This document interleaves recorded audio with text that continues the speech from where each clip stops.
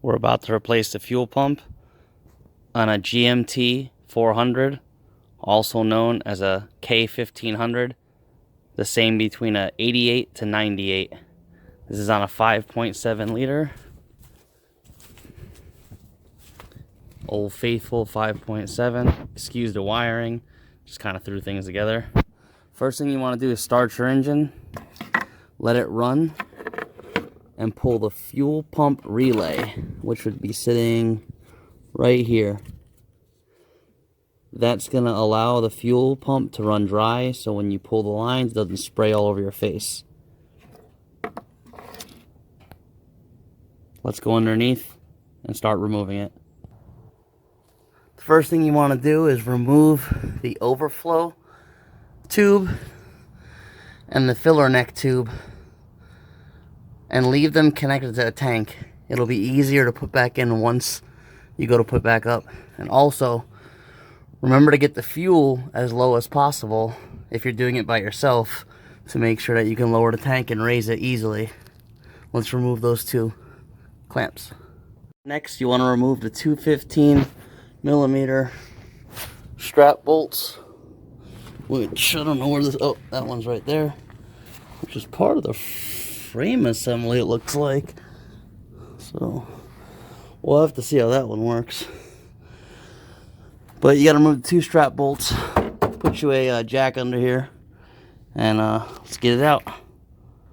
Pull the front strap, which is here. You must also remove that 15mm bolt, and this is like a hold bracket for it. And you got to remove 1, 2, 3, 4, which would be under the last mount of your side step. Let's get those out and away.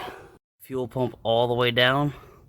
There's definitely enough line and extension up there. You can see it.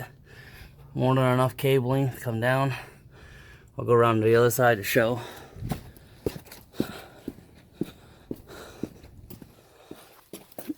Okay. Alright.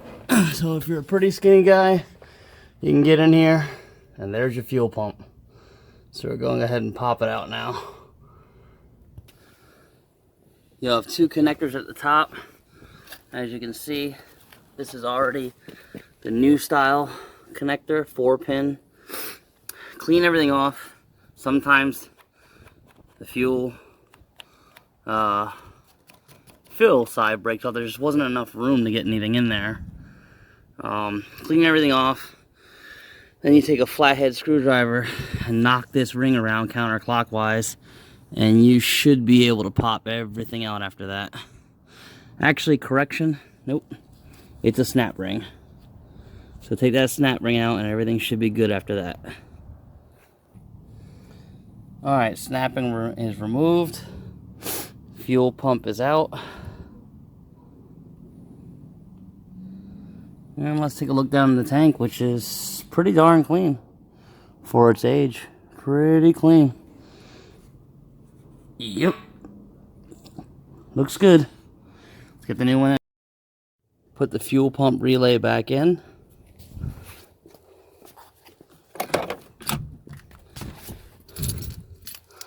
Cycle and prime the engine a few times. Fired right up. Look at that. And she's reading perfect again.